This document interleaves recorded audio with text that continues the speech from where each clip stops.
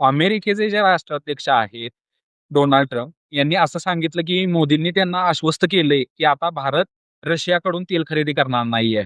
पण भारताकडून अजून यावर कोणतीही अधिकृत पुष्टी आलेली नाहीये. परराष्ट्र मंत्रालयाने एवढं सांगितलंय, की आपलं जे तेल खरेदीचं धोरण आहे, ते देशाच्या हितासाठी आणि स्थिर किमतींसाठी ठरवलं जातं.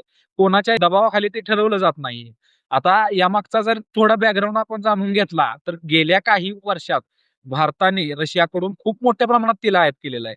कारण जेव्हा युद्ध झालं चालू रशियामध्ये, त्यानंतर रशियन तेल स्वस्तात मिळू लागलं होतं आणि त्यामुळे आपल्याकडचं जे पेट्रोल आणि डिझेलच्या आता ज्या किमती आहेत, त्या काहीशा स्थिर राहिल्या. 2024 आणि 25 मध्ये भारताच्या एकूण तेल आयातीपैकी जवळपास 40% तेल आपण रशियाकडून आयात केलं. ज्यामुळे अनेक रिफायनरी सिस्टीम आता त्या पुरवठ्यावर अवलंबून आहेत. आता आपल्याला हे समजणं गरजेचं आहे, की जर ट्रम्पचं विधान खरं ठरलं आणि भारताने जर खरंच तेल रशियाकडून घेणं बंद केलं, तर त्याचे थेट परिणाम भारतावर होणार. म्हणजेच रशियन तेलाच्या जे स्वस्त स्त्रोत आहेत, ते सध्या बंद होतील. त्यामुळे भारताला दुसऱ्या देशांकडून जे तेल आहे, ते महागात घ्यावं लागेल.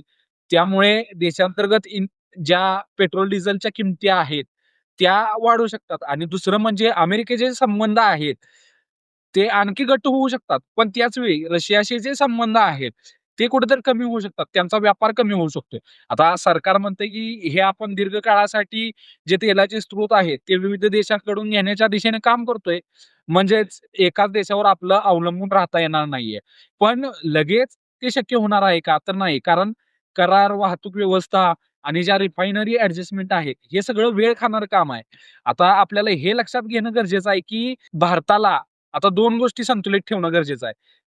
जे म्हणजे आंतरराष्ट्रीय संबंध आणि दुसरं म्हणजे ह्या गोष्टीमुळे देशावर जे आर्थिक परिणाम होणार आहेत, तेही संतुलित ठेवणं गरजेचं आहे.